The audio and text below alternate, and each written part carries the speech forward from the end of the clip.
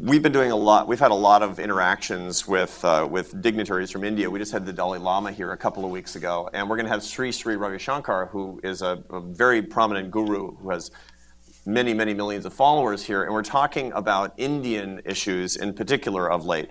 Sadanand Dume is our resident scholar in Indian studies, and he has a question about that country. I can hold this. Thank you very much. I have a broad question about India. When you look at your engagement with the country, what do you think it's done well, and where do you think it needs to do the most work? Well, India has a lot of very socialistic policies having to do with labor and land, and the fact that it has not risen as a manufacturing power is an indictment of its government policies. That is, as China's incomes went up, the place that the world should have moved to next as the manufacturing hub of the world absolutely should be India. And that's only happening to a very, very tiny extent. And it has to do with, regulatory complexities, infrastructure quality. Now, I'm optimistic about India.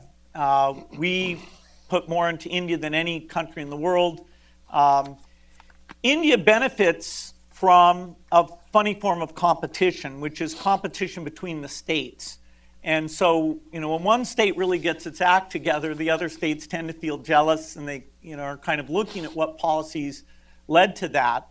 The states in the north that we're particularly focused on, Bihar, Uttar Pradesh, have lagged in every human development numbers as well as income. But the improvements, and we have a big partnership with Nitish Kumar as Chief Minister in Bihar. The new Chief Minister in Uttar Pradesh decided that these health things that we care about, he'd get very involved with. And so we're seeing a very fast rate of improvement there. Vaccination coverage, and we got polio. The last polio case there was 3 years ago, which is an amazing triumph. We've taken the polio quality audit group and we've turned it into a primary healthcare audit group that's looking at where do workers not show up, where does supply chain not work, why don't people go.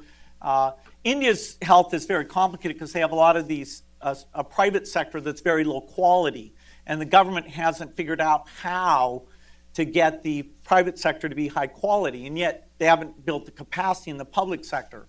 But, time is on our side in India. It's just frustrating, they haven't adopted a few new vaccines that there's 2 new vaccines that will save over 400,000 lives per year in just India alone. And they're being quite slow on that issue. So India's great. And in 15 years, we'll probably be out of India because its budget will get bigger and it'll allocate more of it to health. Why did what result the delays in actually the permitting, and what owes to that? I suppose the viruses didn't unionize there, but the suspicion of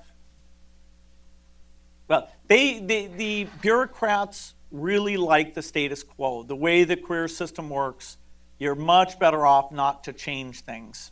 And so getting somebody to say, yes, we'd like to spend more money on a new vaccine, knowing that there's a crowd that's going to come in and attack that. There's a little bit of conservatism. And there's an election coming up, hopefully. As you get close to an election, you get particular paralysis in the bureaucracy. Post the election, there's a lot of optimism that things will, both in terms of deregulation and taking on new health initiatives, that things will be even more aggressive.